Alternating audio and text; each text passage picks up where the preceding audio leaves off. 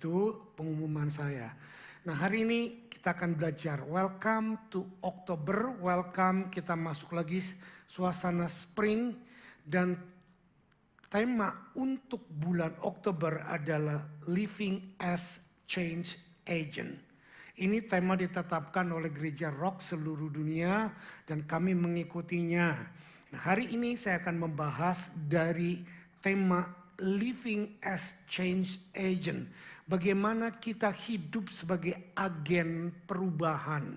Nah, untuk itu saya punya khotbah yang panjang, dalam, tinggi, dan lebar. Dan tidak akan selesai sekarang. Saya akan bagi menjadi 2 topik hari ini dan minggu depan. Saya mengambil schedule istri saya. Seharusnya istri saya minggu depan, tetapi saya sudah minta permisi supaya jangan ke break terlalu jauh, nanti saudara lupa apa yang dibahas. Jadi 2 minggu berturut-turut ini saya akan membahas tentang living as a change agent. Nah, untuk hidup sebagai agen perubahan, kita tidak bisa tidak untuk mendisplaykan, untuk memberikan contoh kepada diri kita dan kepada orang-orang di sekitar kita bahwa hidup kita sudah berubah. Betul nggak? Betul nggak? Contoh, kalau saudara jualan obat kurus, tapi saudara gendut, kira-kira orang ada mau beli nggak? Nggak ada. Nah, ini poinnya. Ada banyak anak-anak Tuhan yang sudah mengaku dirinya kenal Tuhan, bertobat bahkan melayani Tuhan, tetapi tidak mengalami perubahan dalam hidup, cara berpikir, value dan tujuannya. Sehingga pada waktu kita ngomong Tuhan hebat, orang gak akan dengar. Kenapa? Lo hidup lu sendiri masih kayak gitu. Nah, hari ini saya ingin mengajak kita bukan cuman mengenal Yesus Tuhan sebagai Tuhan dan Juru Selamat kita. Mari kita memiliki hidup yang dipengaruhi dan diubah oleh Dia. Nah, itulah jaminan untuk kita memperoleh keselamatan yang kekal. Kisah Rasul 20 ayat 18 sampai 20 saya akan bacakan. Mungkin terlalu kecil buat saudara untuk baca, tapi kalau saudara baca Alkitab, buka handphone saudara, bukan lihat message, tapi baca Alkitab ya. Kisah Rasul 20 ayat 18 sampai 24. Sesudah mereka datang, berkatalah ia kepada mereka, "Kamu tahu bagaimana aku hidup di antara kamu sejak hari pertama aku tiba di Asia ini. Dengan segala rendah hati, aku melayani Tuhan. Dalam pelayanan itu aku banyak mencucurkan air mata dan banyak mengalami pencobaan dari pihak orang Yahudi yang mau membunuh aku. Sungguh pun demikian, aku tidak pernah melalaikan apa yang berguna bagi kamu. Semua kuberitakan dan kuajarkan kepada kamu, baik di muka umum maupun dalam perkumpulan-perkumpulan di rumah kamu. Aku senantiasa bersaksi kepada orang-orang Yahudi dan orang-orang Yunani supaya mereka bertobat kepada Allah dan percaya kepada Tuhan kita, Yesus Kristus. Tetapi sekarang sebagai tawanan roh, aku pergi ke Yerusalem dan aku tidak tahu apa yang akan terjadi atas diriku di situ. Selain daripada yang dinyatakan Roh Kudus dari kota ke kota kepadaku, bahwa penjara dan sengsara menunggu aku. Tetapi aku tidak menghiraukan nyawaku sedikit pun, asal saja aku dapat mencapai garis akhir dan menyelesaikan pelayanan yang ditugaskan oleh Tuhan Yesus kepadaku untuk memberi kesaksian tentang Injil kasih karunia Allah. Inilah living as change agent. Kehidupan sebagai agen perubahan. Kita tahu siapa yang menulis ini? Paulus. Kita tahu bagaimana latar belakang kehidupan Paulus sebelum dia bertobat. Dia adalah orang yang sangat menganiaya orang Kristen, sangat menghujat Tuhan, membunuh orang-orang yang percaya kepada Tuhan Yesus, dan bahkan merekayasa yang jahat-jahat sehingga pelayanan-pelayanan harus dihancurkan. Bahkan waktu Stefanus direjam mati, dialah protokolnya, dialah tokohnya yang mempengaruhi dan dia ada di sana. Saudara, tetapi setelah dia bertobat, dia berubah total. Paulus sangat mengerti bahwa pelayanannya bukan direncanakan untuk kepentingannya sendiri atau bahkan bukan untuk gerejanya. Tetapi pelayanan Paulus yang terutama dan dikhususkan hanya untuk kemuliaan Tuhan. Dengan perkataan lain, fokus utama pelayanan kekristenan kita bukan untuk menunjukkan kepada orang lain betapa hebatnya kita, tetapi betapa hebatnya Tuhan yang kita layani. Amin. Kita hidup sebagai anak-anak Tuhan bukan untuk menunjukkan, nih lihat aku hebat setelah jadi anak Tuhan. Aku jadi orang hebat begini-begini. Dulu aku miskin, sekarang kaya. Dulu aku punya utang, sekarang aku berkelimpahan. Bukan itu tujuan kekristenan. Kalau memang kita diberkati secara finansial, puji Tuhan. Tetapi cara berpikir kita, value dan purpose dan destiny kita berubah. Paulus mengajar semua orang untuk tidak memandang kepadanya, tetapi hanya kepada Tuhan. Dan inilah kerendahan hati yang sebenarnya. Saudara, kalau saudara terkagum kepada saya, hebat, khotbahnya luar biasa. Tetapi saudara tidak pernah ketemu Tuhan, saya salah di hadapan Tuhan. Karena saya tidak menunjukkan saudara kepada Tuhan, tapi saya membawa saudara kepada pengertian saya.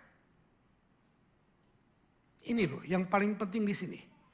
Kita melayani Tuhan bukan untuk dikagumi. Kita melayani Tuhan bukan untuk dihormati. Kita melayani Tuhan bukan untuk sekedar supaya aku lebih dicintai Tuhan. Ini totally wrong. Saudara, pelayanan tidak pelayanan. Kasih Tuhan kepada saudara tidak berubah.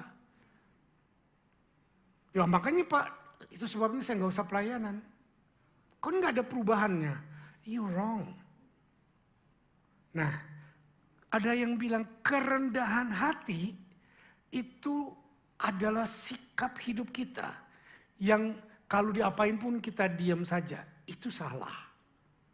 Kerendahan hati, mari kita baca sama-sama yuk.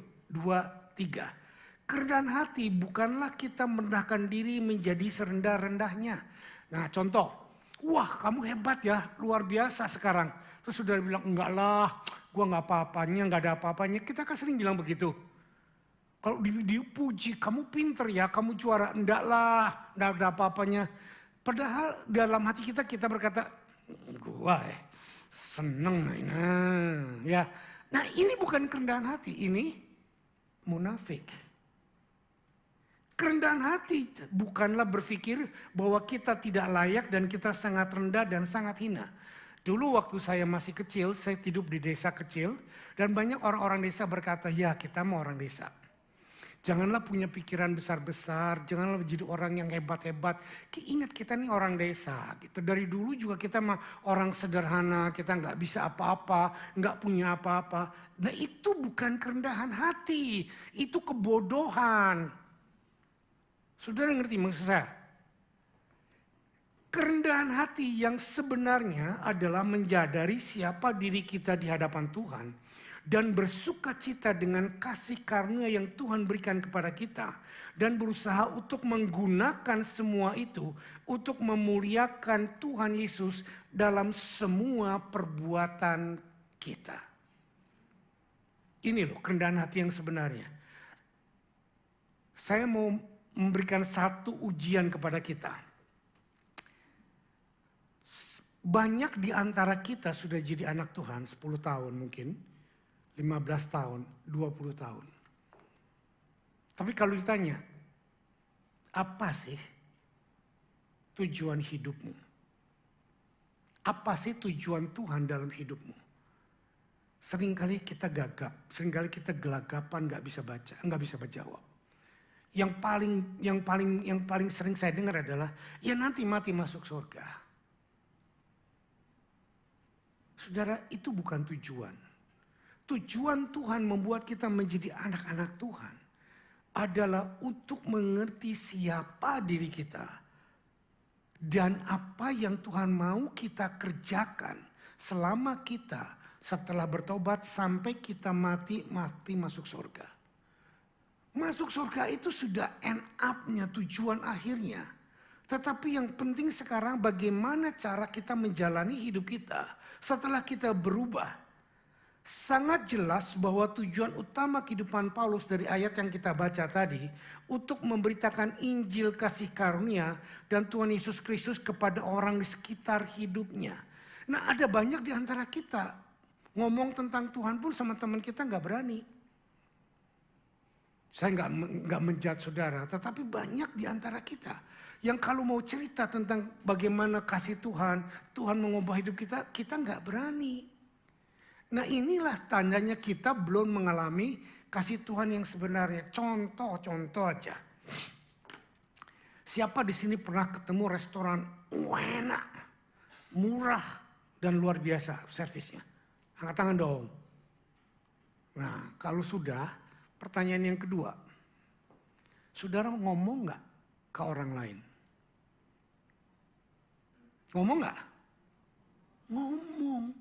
Itu soal makanan. Apalagi kalau saudara mendapat keselamatan yang luar biasa. Tuhan ubah hidupmu. Tuhan bayarkan semua dosa-dosamu. Dan kau sungguh-sungguh dibebaskan. Kau mendapatkan kehidupan yang luar biasa. Tapi kok kita nggak berani ngomong? Kenapa? Karena kita belum mengalami apa yang Alkitab harusnya kita alami. Kita hanya baru dengar kata Pak Gembala. Kita hanya dengar kata Alkitab, kita hanya baru dengar kata Pak Pendeta, kata buku. Tetapi kita belum mengalami pada waktu saudara mengalami suatu kasih yang besar melanda hidup saudara. Tidak ada yang bisa menahan kita untuk bersaksi dan berkata bahwa Tuhan itu ajaib dan luar biasa. Amin. Kita nggak perlu takut, wah nanti di penjara Pak loh. Kalau lu KKR mungkin di penjara, tapi kalau ngomong pribadi, nggak ada orang bisa batasi omongan kita. Ketakutan kita yang berikutnya adalah nanti kalau diterima Pak, kalau dia benci sama kita, itu urusan lain. Nah kalau saudara dibenci sama orang yang saudara bersaksi, saudara sudah jelas bahwa orang itu adalah harus didoakan, bukan kita balas benci. Are you with me? Tidak perlu menjadi Rasul Paulus, tidak perlu menjadi penginjil, tidak perlu menjadi gembala. Sebagai anak Tuhan Yesus Kristus, kita direncanakan bertumbuh bukan mendengar khotbah yang enak, motivational. Ya saudara nggak apa-apa, berpikir positif, yang relevan culture, self-help yang menarik, khotbah-khotbah yang lucu, yang sangat up to date. Saya tidak membantah ini punya power. Saya tidak membantah ini punya kuasa. Tapi ini tidak mengubahkan hidup kita.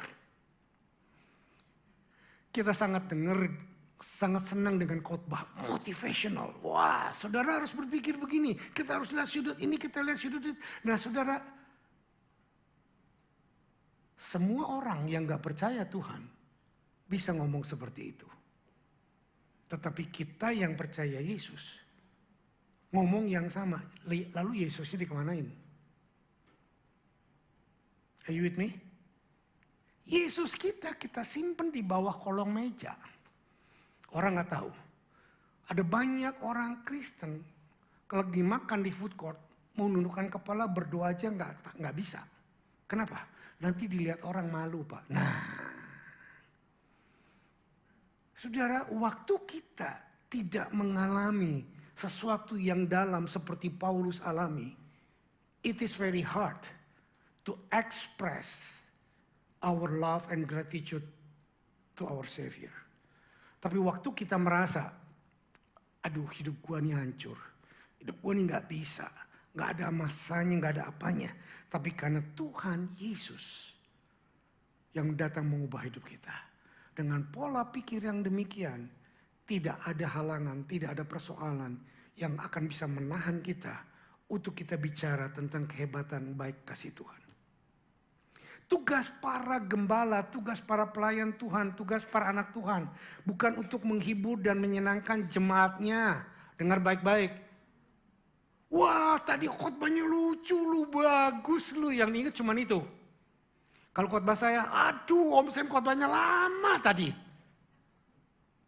Pengang gua ngerin khotbah Om Sam, muter-muter begitu terus, mengkerut kepala gua. Yang diingat yang itunya, tetapi saudara tidak pernah mengambil makna inti daripada apa sih yang coba disampaikan. Dengar baik-baik. Bukan cuma khotbah. Film, kejadian, buku, apapun yang saudara alami di dunia ini. Di balik itu semua, dia punya message yang akan disampaikan. Cerita film, novel, apapun semuanya, pasti ada message di baliknya yang disampaikan. Nah, kita harus belajar mengerti apa sih inti yang mau disampaikan oleh orang ini. Kita sering tidak mengambil intinya, tetapi kita cuma mengambil kembangannya. Karena enteng.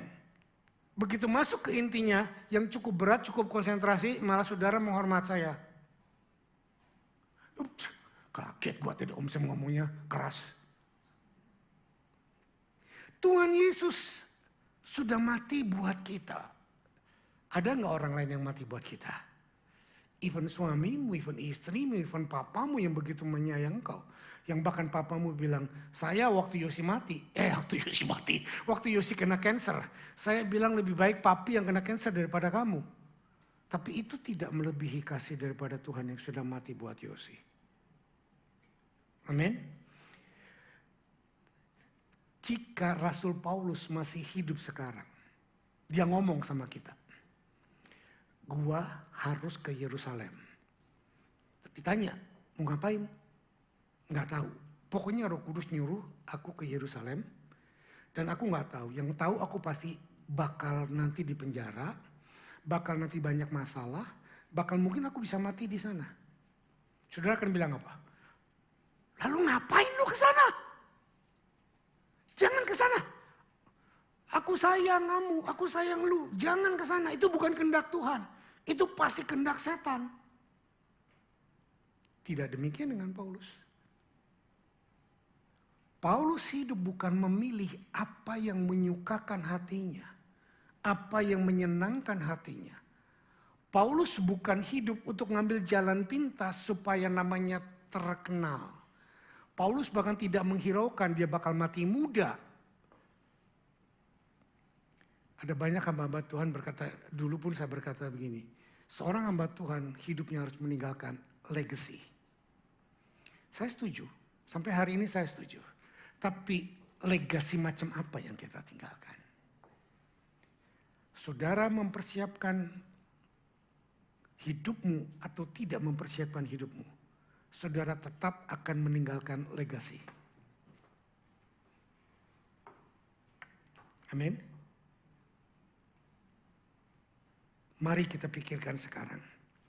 Paulus menunjukkan kepada kita bahwa kehidupannya hanya difokuskan untuk Tuhan.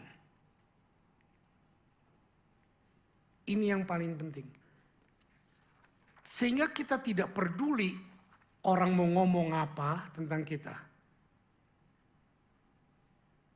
Kita tidak peduli dengan standar apa orang menjudge kita.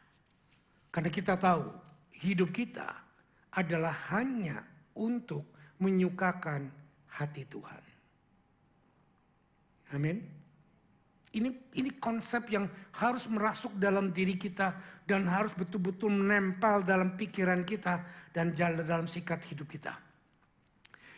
Sehingga Kolose 3 ayat 9 berkata demikian. Jangan lagi kamu saling mendustai karena kamu telah menanggalkan manusia lama serta kelakuannya.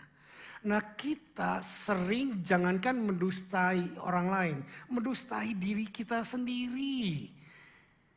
Kalau ke gereja kita pakai baju yang paling bagus. Contoh saya sehari ini juga pakai baju yang bagus sehingga banyak orang datang tadi bilang, aduh bajunya keren. Saya langsung bilang gini, yang keren bajunya apa orangnya? Ya, dua-duanya. Terus kalau udah jawab dua-duanya dari sononya sudah keren gitu loh ya.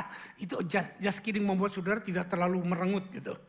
Tetapi yang saya maksudkan di sini adalah Karena kamu telah menanggalkan manusia lama serta kelakuannya. Coba senggol, kalau sebelahnya istrimu atau suamimu cubit dia, bilang sama dia, kamu sudah meninggalkan manusia lama kamu belum? Tanya.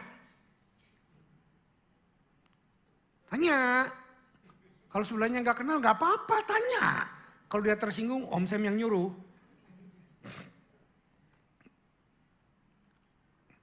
Get it? Oke? Saudara, saya sangat tertarik dengan kata menanggalkan. Manusia lama harus ditanggalkan. Put off. Berarti dengan kata lain, kalau dia bilang mematikan manusia lama, you can. Kita tidak bisa membunuh kehidupan lama kita. Kita tidak bisa berbuat apapun tentang kehidupan masa lalu kita. Entah itu benar, entah itu baik, entah itu salah, entah itu blow on, entah itu hebat. Kita tidak bisa buat apa-apa. Yang bisa kita lakukan adalah tinggalkan dan jangan mau terpengaruh olehnya. Regardless great or fail. Nah, banyak manusia yang hidup di dalam masa lalu. Yang dulunya hebat, kita sebut sering dengan post power syndrome. Wah, dulu Pak, saya melayani Pak ke desa KKR begini-begini, itu dulu Pak. Terus saya tanya, sekarang? Ya itulah Pak, sekarang saya ginilah. Nah, yang jelek berkata, Pak, saya hidupnya hancur. Gak mungkin saya bisa berubah, gak mungkin saya bisa begini, bisa begitu. Nah itulah karena kita dipengaruhi oleh hidup masa lalu. Saya mau buka cara berpikir kita. Betapa bodohnya kita. Hidup kita yang sudah ditebus oleh Tuhan masih dipengaruhi oleh masa lalu kita yang di luar Tuhan. Yang sakit hati sama mertuanya masih sakit hati. Mertua gua lakban aja tuh mulutnya kalau nggak perlu gitu loh. Di sini nggak ada ya. Yang luka sama suaminya luka banget. Bertahun-tahun aku diginiin, aku direndahkan, aku digituin. Padahal dia sudah terima Tuhan. Yang luka sama istrinya terus luka sama istrinya.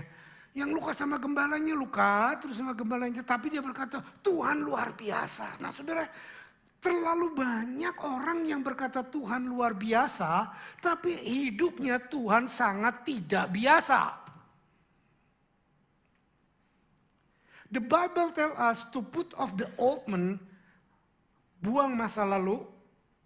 Tanggalkan masa lalu bukan kalau Pak Stephen atau Pak Thomas datang nggak boleh masuk kemari karena dia orang tua. Ya jangan kalau ada grandpa itu kan orang tua, old life. Ini udah tua, jangan masuk sini, ada di luar. Bukan itu maksudnya. Tetapi maksudnya adalah cara berpikir yang lama kita. Sering orang tua kita dulu juga bilang gini, Pak kita mau sekolah apa, saya mau sekolah apa. Papa kita akan bilang, cari sekolah yang paling gampang cari duit. Oh di sini yang senyum, puji Tuhan, haleluya. Saudara, jadi yang utama bukan tanya Tuhan, lu mau sekolah apa. Tapi yang jadi utama, tujuan utama adalah duit. Kerjaan pun sama, semua kita dipacu tujuannya do it. Gereja pun berkata bahwa banyak orang menasihati saya, jangan khotbah duit Pak di gereja. Jemaatmu nanti lari. Tapi saudara perhatikan, Yesus banyak bicara soal duit. Bahkan Yesus menyamakan dirinya dengan dewa uang, yaitu Mamon. Tuhan berkata, kamu tidak bisa menyembah Tuhan dan Mamon.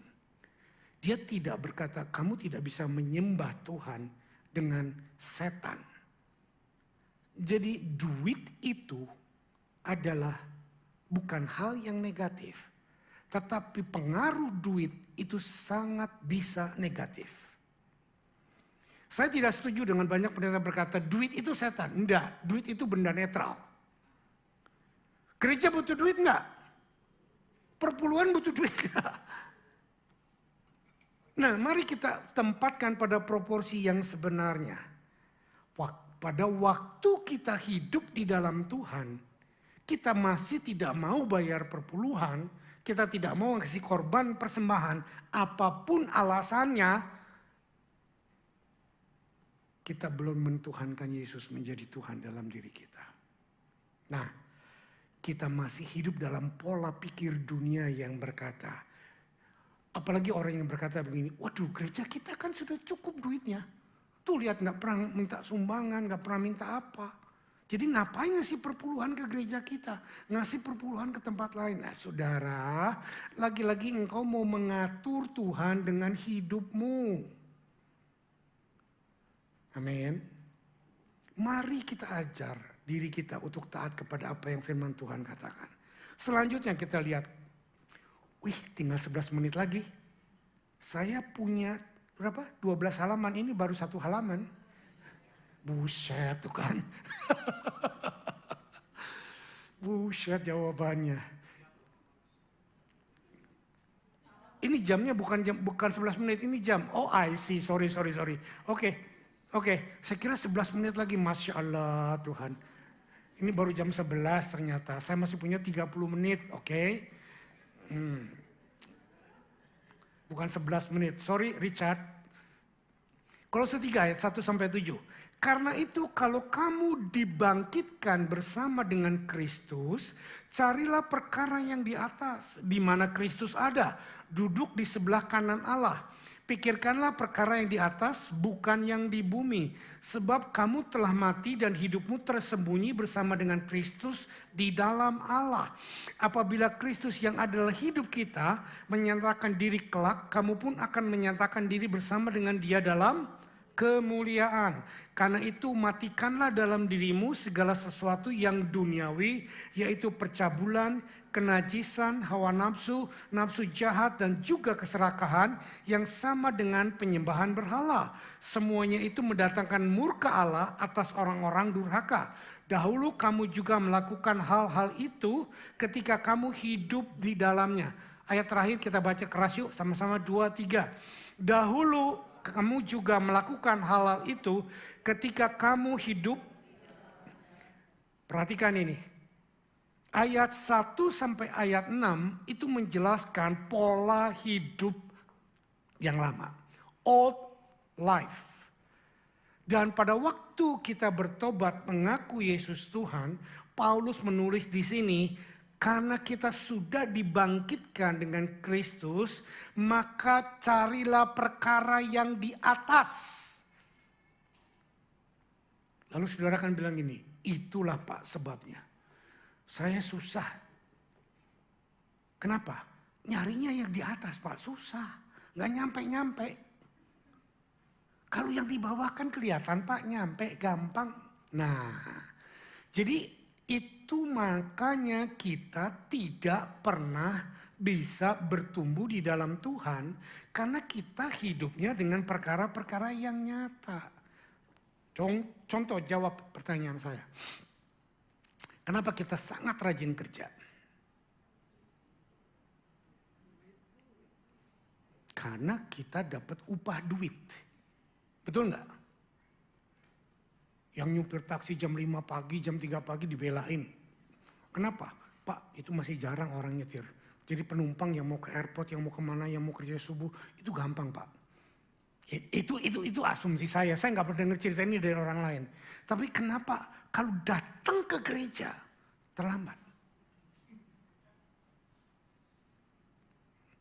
Kenapa? Karena ke gereja Pak, saya harus bayar perpuluhan Pak. Harus ngasih persembahan Pak, bukan dapat duit. Nah, saya harus ngasih duit Pak. Kalau disuruh lembur, milih lembur apa milih jam ibadah gereja? Lembur Pak, kenapa? Duitnya double. Nah, dari konsep ini kita bisa lihat apa? Mana yang terutama dalam hidup kita? Duit. Duit.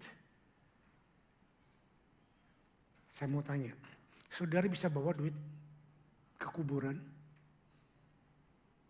Saudara bisa bawa duit ke surga? Tapi saudara lupa bahwa kita punya Tuhan yang sudah menyiapkan hidup buat kita. Kalau kita punya Tuhan, pikirkan ini, kita punya segalanya. Satu cara berpikir yang saya mau bongkar. Apa Tuhan tidak tahu hidup di dunia butuh duit? Maka Matius 6 ayat 33 berkata apa? Cari dahulu kerajaan Allah dan kebenarannya, maka sekaliannya akan ditambahkan kepadamu. Saudara, saya bukan alergi duit, saya nggak menentang duit. Beli baju, batik ini juga perlu duit. Cuman ini dikasih orang. Ratu, kacamata ratu, tahu ratu? Oratuku. Casio, nah kalau melek jam, dikasih orang. Oke, jadi masalahnya sekarang, pikirkanlah perkara yang di atas bukan yang di bumi. Kita seringnya mikirkan perkara yang di bawah, di bumi. Cuman bedanya, dulu kerja setengah mati nggak pernah berdoa, sekarang kerja setengah hidup pakai doa. Betul nggak? Kerja setengah mati sama setengah hidup sama nggak? Ya sama aja, apa bedanya? Cuman dilihat dari sudutnya aja yang beda, sudut mati, sudut hidup. Iya kan? Dulu nggak pakai doa, sekarang pakai doa. Itu lebih jahat, kenapa? Karena kita memakai Tuhan untuk tujuan hidup kita. Bukan mengizinkan Tuhan mengubah hidup kita, tetapi kita memakai Tuhan untuk tujuan hidup kita. Dan banyak sekali kita seperti ini sudah jadi anak Tuhan. Tidak ada perubahan dalam sikap cara berpikir kita, perkataan kita. Kalau ditanya kenapa lu gak berubah? Dari sononya juga gua mau udah begini, dari oroknya juga udah begini. Gitu loh ya. Ada lagi saya tambahkan. Seperti Tuhan Yesus tidak berubah, maka kita pun tidak berubah. Yang jadi Tuhan itu siapa? Senggol kiri kanannya, kita harus berubah. Amin. Kita harus berubah.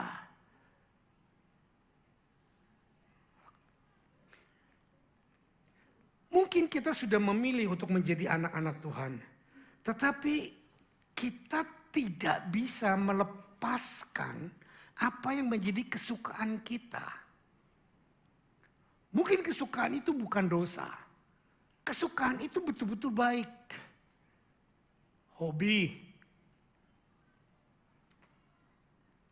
Saya mau berkata bahwa saya bersyukur Tuhan izinkan kami sekeluarga untuk betul-betul mengutamakan Tuhan. Waktu Yosi masih remaja, cita-citanya dia untuk apa? Soccer player profesional. Dan untuk itu dia perlu masuk soccer club. Dilatih secara khusus dan dia belajar latihan dan dia minta dimasukkan soccer club. Tapi soccer club adalah latihannya Sabtu dan Minggu. Waktu dia keluarkan schedule ini ke saya bilang no way. Karena Sabtu kamu harus doa puasa, Minggu kamu harus ibadah, tidak bisa. Dia pada waktu itu nangis. Dia pada waktu itu berkata, Tuhan, masa main sepak bola, menjadi pemain sepak bola profesional aja? Enggak boleh. Dia sacrifice, dia taat, nurut. Saya bukan kejam, tapi saya mau jangan sampai jam-jam ibadah kesepakatan bersama ditanggalkan hanya demi untuk hobi. Saya enggak nyindir berapa banyak di antara kita yang seperti itu. Jam-jam ibadah ditajong, ditinggalkan hanya untuk melakukan kesukaan. Kenapa enggak ke gereja? Pak, family time. Itu yang positif. Family time bagus, sangat bagus. Tapi kalau family time Anda melampaui apa yang mencintai Tuhan, mengutamakan Tuhan, Tuhan Anda bukannya Tuhan, tapi Tuhan Anda, family Anda. Itu menjadi berhala buat Anda. Mari kita belajar dengan sungguh-sungguh. Ada yang kelihatannya positif, tetapi sangat menjadi penghalang buat Tuhan. Apalagi yang buruk, yang negatif, kebiasaan masa lalu, yang jelek. Hari ini Yosi boleh bersyukur. Dia berkata apa? Dulu saya sangat marah. Dulu saya sangat tidak suka. Tapi sekarang saya bersyukur. Karena papi saya menerapkan saya harus terus ibadah daripada hobi saya. Saudara lihat. Seringkali kebenaran yang dinyatakan dengan rasa sakit. Dengan rasa sacrifice. Akan tumbuh. Dan akan disadari setelah kita lewati. Orang tua yang ada di sini, perhatikan ini. Kita lebih terpengaruh supaya anak kita sukses secara jasmani. Hebat dalam educational, hebat dalam sikap, hebat dalam situasi. Tapi kita neglected yang paling penting, yaitu hubungan dengan Tuhan. Pak, jangan ekstrim. Bukan ekstrim. Karena Tuhan kita tidak pernah mau diduakan. Tuhan sama sekali atau tidak sama sekali. Are you with me? Nah, saya mau kasih satu tip buat saudara. Waktu Anda sungguh-sungguh dedikasikan hidupmu kepada Tuhan. Anda berubah dengan baik-baik. Maka Anda akan menjadi agen perubahan buat suamimu, buat istrimu, buat anak-anakmu. Mereka akan berubah karena melihat dan melihat perbuatan kita yang berubah. Saya sering ditanya, Pak, bagaimana mendidik anak dengan baik? Sederhana, didik dirimu. Kita tidak bisa berkata kepada orang lain, kamu harus begini, kamu harus begitu. Tapi yang harus kita lakukan adalah tunjukkan kepada orang lain, ini hidupmu.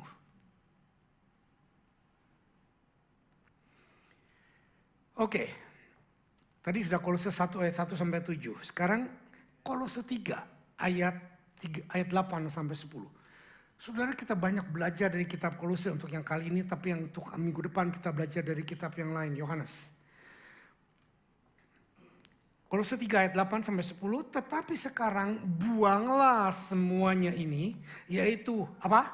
Marah, 2 geram, 3 kejahatan, 4 fitnah, 4 kata-kata kotor yang keluar dari mulutmu.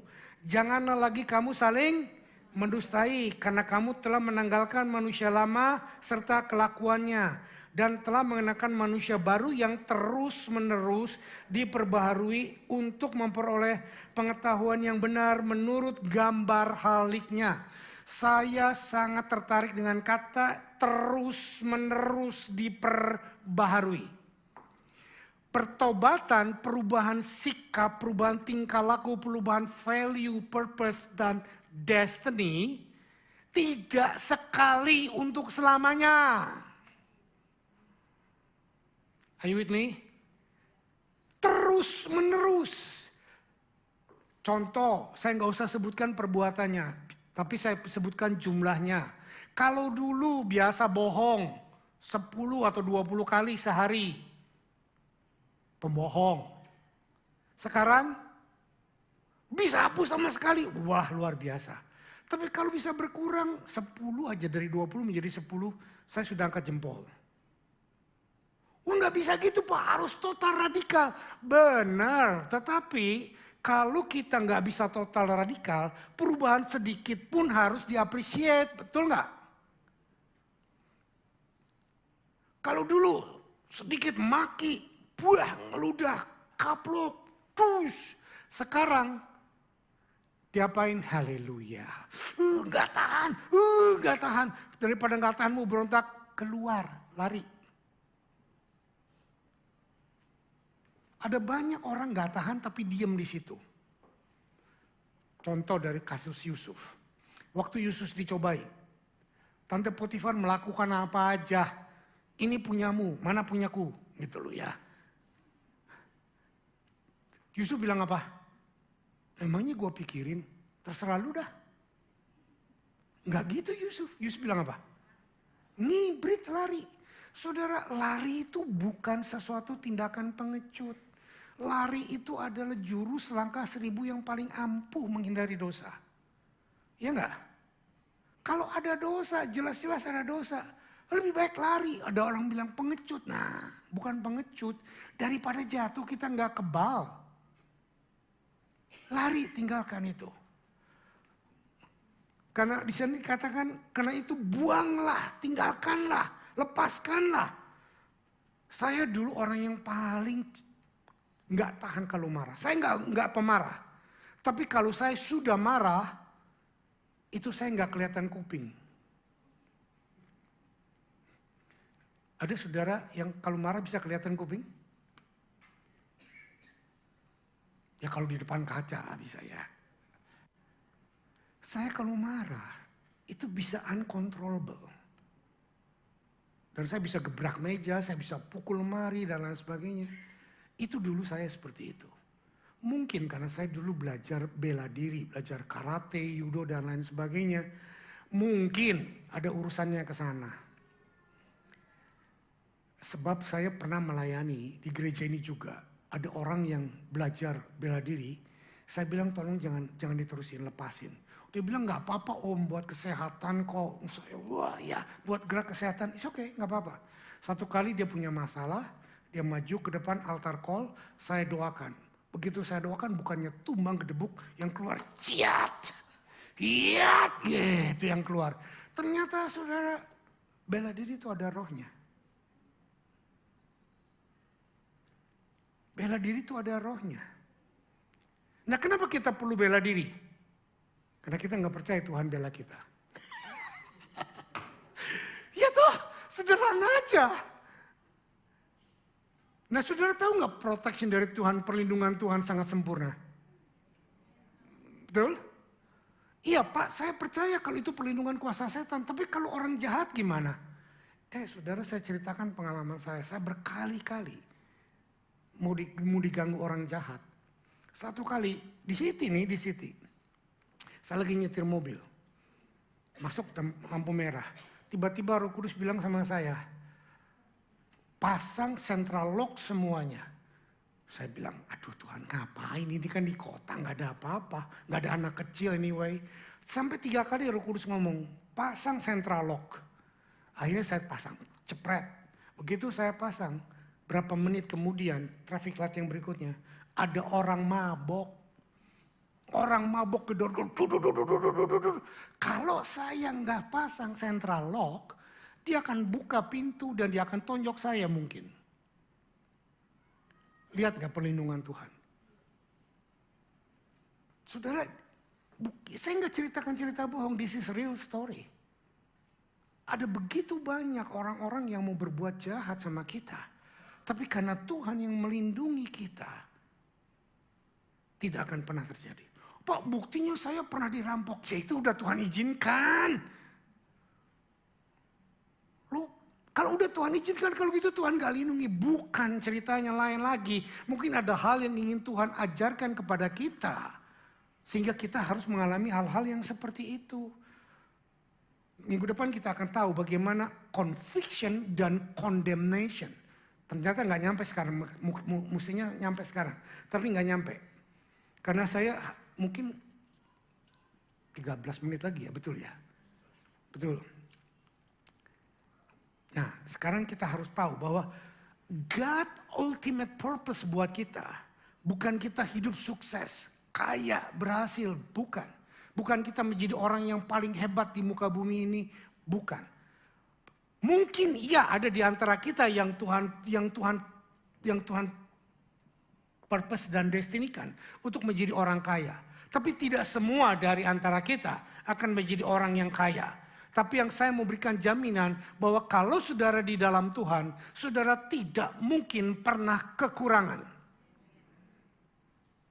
Ini jaminan yang saya bisa berikan kepada Tuhan, kepada saudara. Tapi kalau saudara menjadi orang paling kaya, menjadi orang super hebat, itu special purpose, special panggilan dari Tuhan buat hidup kita. Nah, yang paling penting, apa God ultimate purpose buat kita yang kita pelajari supaya kita bisa menjadi change agent. Yuk kita baca, apa ini?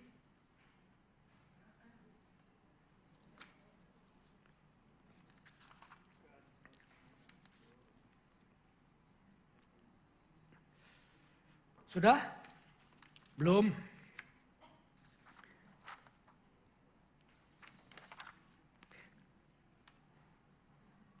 Udah lewat.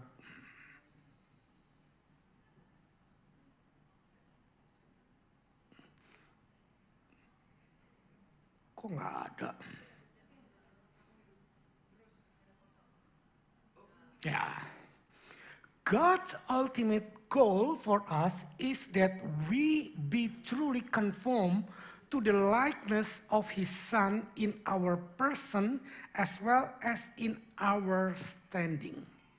Tujuan utama dari Tuhan kepada kita adalah supaya karakter Kristus nyata di dalam diri kita. Inilah bukti kita menjadi change agent.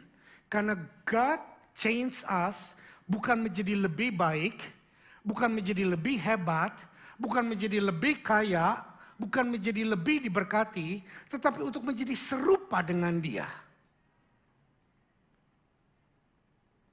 Buang, delete pelajaran yang berkata kalau kamu di dalam Tuhan, semakin hari kamu semakin akan diberkati, kamu semakin hebat, kamu akan semakin sukses. Mungkin iya benar untuk orang-orang tertentu yang Tuhan memang berikan itu purpose dan destiny-nya. Tapi bagi kita yang tidak diberikan itu purpose dan destiny-nya, jangan menjadi mau seperti itu, tetapi purpose destiny yang sama. Kalaupun kita menjadi orang yang hebat, kita menjadi orang yang luar biasa, tetapi bagaimana karakter kita seperti Kristus apa enggak? Ini yang paling penting. Ada banyak hamba-hamba Tuhan yang hebat dipakai Tuhan, jemaatnya puluhan ribu, tapi karakternya tidak seperti Kristus. Ya buat apa? Alkitab berkata bahwa kamu memperoleh seluruh dunia dan isinya, tapi jiwamu binasa. Buat apa? Tujuan hidup saya bukan menjadi gembala yang punya gereja paling besar se-Sydney. Tujuan hidup saya bukan orang terkagum-kagum dengan khotbah dan pengajaran saya. Tujuan hidup saya bukan berkata bahwa aku the best pastor. Tujuan hidup saya adalah hanya untuk berkata, hey, aku dulu nih hancur. Aku gak layak. Tetapi Tuhan mengubah hidupku. Sekarang aku menjadi hamba Tuhan yang hanya mempermuliakan nama Dia. Saudara, saya nggak punya keinginan untuk menjadi hamba Tuhan yang paling kaya, yang paling sukses. Karena itu bukan panggilan saya. Panggilan saya tahu persis. Kalau saudara hidup di dalam Tuhan, saudara tahu panggilan hidupmu itu saudara tahu pasti. Kalau saudara nggak tahu, saudara perlu bergumul, berdoa sungguh-sungguh, minta sama Tuhan. Pasti Tuhan tunjukkan. Karena saudara diciptakan oleh Tuhan. Mazmur 139 ayat 1 sampai ayat 11 berkata bahwa disitulah Tuhan menunjukkan kepada kita apa yang harus kita lakukan.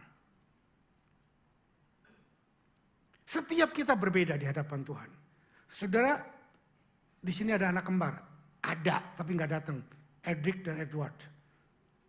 Sepintas kalau dia berdiri berenengan, sama. Kurusnya, gantengnya, kerennya, culunnya, sama. Tapi istrinya, papanya, mamanya pasti tahu bedanya. Ya kan? Identik twins pun beda. Tidak ada satupun manusia yang sama. Jadi kalau saudara mau meniru manusia yang hebat, saya idolanya seperti itu, saya pengen jadi seperti itu. Maaf saya katakan, cucian deh lu. Nanggap saudara? Jangan pernah mengidolakan siapapun. Idolakanlah Yesus.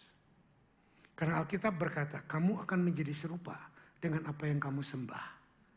Kamu akan menjadi semakin serupa dengan apa yang kamu idolakan. Idolakanlah Yesus.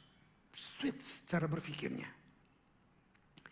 What's God require from Christian is not success, but a faithful in running of the rest of God has assigned for them. Tuhan, banyak sekali pendeta-pendeta yang menyodorkan sukses di dalam Tuhan. Successful di dalam Tuhan. Saya mau berkata, dunia menyodorkan yang sama. Kalau kamu rajin, kalau kamu sekolah, kalau kamu melihat peluang opportunity, kamu bisa begini, kamu akan sukses. Lah kalau gitu apa istimewanya Tuhan? Yang saya tawarkan di dalam Tuhan bukan sukses. Fruitful. Sukses akan membawa diri kita sombong. Lihat nih, gua dulu gini, sekarang gua hebat, sukses. Tapi kalau fruitful, kita berbuah lebat. Pohonnya bisa bangga nggak? Siapa yang menikmati buah? Siapa? Yang punya atau orang sekitar. Kalau saudara berbuah lebat, yang pertama menikmati buah saudara, Tuhan. Come on. Alkitab berkata, dengan kamu berbuah lebat, disitulah memuliakan nama Tuhan. Berbuah lebat bukan berarti dulunya dulunya perusahaannya cuma 1, sekarang jadi 12, itu sukses. Berbuah lebat itu, dulu kamu dimarahin, balas marah. Dulu dikatain 1 kali, balas 10 kali. Itu perjanjian lama, utang gigi tambah gigi, utang mata tambah mata. Tapi kalau di dalam Tuhan yang baru, sekarang seperti tadi buanglah marah, benci, kepahitan, luka, dan lain sebagainya. Dimarahin, kaplok. Bisa gak kasih kanan lagi dong? Saya ngaku sampai hari ini belum bisa tuh. Yang saya sudah bisa, dikatain, difitnah, dimaki, saya diem. Kenapa Bapak gak ngomong? Ngapain? Kan nanti nama Bapak hancur, biarin. Saya hidup bukan untuk menjaga nama saya. Saya hidup untuk memelihara Tuhan dipermuliakan. Dan saya sering menasihatin kepada anak-anak saya, bahkan kepada cucu saya pun berkata begini. Hiduplah bukan untuk menjaga nama baik keluarga. Hiduplah bukan untuk menjaga nama baik papi. Papi pendeta, papi gembala, papi overseer. Tapi jangan hidup hanya untuk menjaga nama baik kami. Tapi hiduplah, jagai nama Tuhan di dalam hidupmu. Tidak adil kalau anak disuruh menjaga nama baik orang tua. Sementara orang tuanya berbuat seenaknya. Dengarkan anak-anak yang ada di sini. Orang tua yang ada di sini, jangan kasih anak-anakmu beban. Kamu mempermalukan nama orang tua ya. Kamu begini ya, kamu begitu ya. Nah, kita lupa. Kenapa anak kita bisa seperti itu? Karena dia melihat perbuatan kita. Tangkap gak ini? Saudara, God want us to have eternal secure di dalam Dia. Coba. God want us to know that we are eternally secure in Him. Perubahan kita dipengaruhi karena kita yakin Tuhan lewat kuasanya, lewat firman-Nya, lewat Roh Kudus-Nya sudah mengubah kita secara total. Saudara dengar baik-baik. Saya katakan tadi makanya kalau dulu dustanya 20, sekarang 10. Saudara, perbuatan salah kita bukan identitas kita. Sudah nangkep gak ini maksud saya? Perbuatan salah kita jangan diidentifikasikan bahwa ini adalah pribadi kita. What you do is not who you are. Kayak kelihatan masih gerambiang ya. Siapa yang ngerti angkat tangan? Berarti nggak ada yang angkat tangan, nggak ngerti semua. Oke, saya tahukan gini. Kalau saya anak raja, lahir kayak Pangeran Charles. Lalu saya sekolah, di sekolah biasa. Lalu saya dapat angka buruk. This is what I did or what I do. Bukan gambaran kepribadian saya anak raja. Nangkap nggak? Tetapi banyak kali kita menjudge orang dengan apa yang kita buat, apalagi yang salah. Iya apa ya? Masa pendeta begitu? Masa anak raja begitu? Saya bilang, masa di dapur? Masak? Kita seringnya membuat perbuatan yang kita lakukan adalah identifikasi diri kita. This is totally wrong. Dan ini yang sering menjajah kita juga sebagai anak Tuhan. Gue dijudge begini, marah begini, lakukan begini langsung. Duh, hamba Tuhan kayak gitu, kayak gini. Jadi akhirnya kita depres dan tidak mau untuk mengubah hidup kita. Karena kita pikir, gue gagal.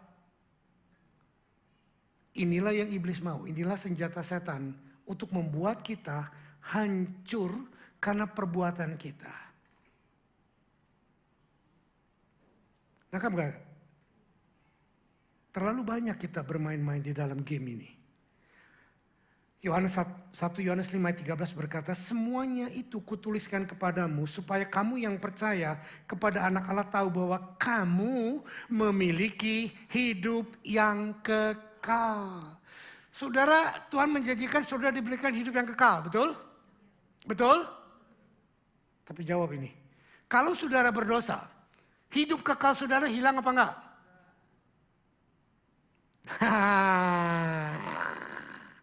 Hayo.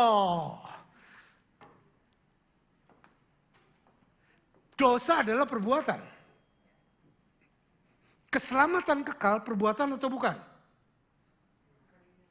Pemberian. Tuhan tidak pernah berjanji, aku akan berikan kamu keselamatan kekal kalau kamu tidak pernah berbuat dosa. Ada ayatnya? Kalau kamu tidak pernah melukai hati orang lain. Kalau kamu tidak pernah tidak bayar perpuluhan. Kalau kamu tidak pernah sombong. Kalau kamu tidak pernah salah. Maka kamu akan dapat hidup kekal. Yang Tuhan katakan, waktu kamu percaya kepadaku, kamu akan dapat hidup kekal. Betul? Ada syaratnya? Percaya. Bukan perbuatanmu. Are you with me? Ini satu poin. Poin yang berikutnya. Tuhan menjanjikan keselamatan kekal atau keselamatan sementara. Kenapa kita percaya keselamatan sementara? Ya enggak? Wah Pak, kalau gitu enak dong kita berbuat dosa terus. Nah ini poinnya. Waktu kamu diselamatkan kekal, rohmu, mentalmu, jiwamu berubah, maka engkau menjadi change agent perubahan. Pada waktu kita berubah, kita jatuh bangun dalam kehidupan mengejar kebenaran. Cengli, katakan sama mereka. Bukan Cengji 1200. Cengli. Tahu Cengli? Normal-normal saja. Siapa di sini pernah belajar tidak pernah buat salah? Ada? Gak ada. When we are trying to do something, when we are learning to doing the holy one, the good one, we must fail. Nah jangan waktu fail ini kita dijudge. Tangkap nggak? Ini poin yang sangat krusial. Ini di gereja, terutama gereja kalangan karismatik, kita harus belajar mengerti bahwa keselamatan kita itu bukan karena perbuatan kita. Tadi pagi saya baru ada terima pertanyaan. Pak, kalau ada orang yang mau mati, terus kita doakan, dia mau terima Tuhan, apakah selamat? Ya selamat dong. Contohnya pencuri yang di sebelah kanan Yesus, betul nggak? Hari ini juga engkau bersama dengan aku di Firdaus. Wah kalau gitu enak ya Pak. Kita buat dosa terus nanti mau mati bertobat. Iya kalau lu bisa bertobat. Ada satu itu pertanyaan. Yang kedua, orang yang seperti ini selamat tapi tidak punya mahkota. Apa yang membedakan kita dengan orang-orang yang seperti itu? Kita mau hidup berbuah bagi Tuhan, kita mau mendisiplinkan rohani, kita mau melakukan firman Tuhan walaupun bertentangan dengan sifat manusiawi kita yang penuh dengan dosa. Berarti kita ada banyak sacrifice, suffering, pikul salib, menyangkal diri bersama dengan Tuhan. Ini yang membuat kita punya upah besar di sorga. Ini yang membuat saya mau terus menjadi seperti Yesus. Nanti saudara ketemu saya di surga, mahkota saya ada 12. Ini bohong-bohongan. Ceritanya saya nggak tahu mahkota saya ada berapa. Tapi kenapa kita mau hidup dalam seperti ini? Karena kita punya mahkota yang indah di surga. Bukan cuma mahkota yang indah di surga dalam kekekalan. Tapi engkau hidup di dunia pun. Engkau akan mendapat reward daripada upahmu untuk hidup bersama dengan Tuhan. Bukan upah kekayaan, bukan upah berkat, tapi at least upah damai sejahtera dalam hidupmu. Kau menikmati, nggak perlu bingung difitnah orang, sakit hati, nggak perlu sombong, nggak perlu rendah hati, nggak perlu rendah diri. Pokoknya kita berjalan dalam firman Tuhan, semua yang terjadi, masalah yang terjadi mendatangkan kebaikan. Amin. Saya harus berhenti di sini. Karena itu sudah hampir setengah 12 lewat. Pertanyaan saya, do you learn something? Become a change agent, menjadi agen perubahan. Dimulai dengan mengizinkan firman dan Roh Kudus mengubah hidup kita. Tuhan Yesus sudah mengubah hidupnya. Dari Tuhan yang Maha Kuasa. Dia tinggalkan kemahakuasaannya. Dia tinggalkan kehebatannya. Dia tinggalkan kemuliaannya. Dia turun menjadi manusia yang dia ciptakan. Sama seperti manusia. Inilah change agent kita. Makanya saya mau katakan kalau saudara mau punya idola. Idolakanlah Kristus. Bukan orang lain. Bukan Samuel Yusuf. Bukan hamba Tuhan yang hebat. Saudara boleh mengagumi hamba Tuhan. Saya mengagumi Bapak Gembala saya, Pak Arifin nomor 1. Sekarang saya mengagumi YTH juga. Tahu YTH? Yang terhormat. Saya mengagumi kepandaiannya dia. Saya mengagumi kehebatannya dia. Tetapi saya lebih terkagum-kagum dengan Yesus Kristus. Karena dialah Tuhanku, dialah Rajaku, dialah segalanya bagiku. Amin. Tuhan, hamba sudah menyampaikan a glimpse sedikit daripada hikmat yang kau berikan kepada hambamu. Untuk bagaimana menjadi change agent dalam hidup kami. You are eternal God. You promise eternal life. And you promise the new life through the eternity life. Lord, biarlah Tuhan pengertian yang hamba jabarkan sekelumit ini boleh menjadikan bagian dalam hidup mereka. Supaya mereka benar-benar melihat bahwa ada Tuhan yang hidup bersama dengan kami. Dan yang sudah mengambil semua kelemahan kami, dosa kami, kekurangan kami. Dan bawa di kayu salib untuk membuat kehidupan-Mu Tuhan. Sehingga kehidupan lama boleh kami tanggalkan. Kehidupan baru yang melalui salib lewat kehidupan-Mu, lewat firman-Mu dan karya Roh Kudus-Mu. Itu boleh menjadi pola hidup kami yang baru. Dalam nama Yesus Tuhan, kami mempersekutukan roti ini dengan tubuh-Mu, cawan anggur minuman dengan darah-Mu. Inilah betul-betul di atmos, puncak tertinggi daripada pengorbananmu untuk kami, supaya kami bisa mengambil kekuatanmu, dan kami meninggalkan semua kelemahan dan dosa kami, semua penyakit kami, kelemahan jiwa kami, kelemahan fisik kami boleh tanggalkan, karena Engkau sudah memberikan kami kehidupan yang baru. Di dalam nama Tuhan Yesus, kami akan lakukan perjamuan kudus. Haleluya, amin.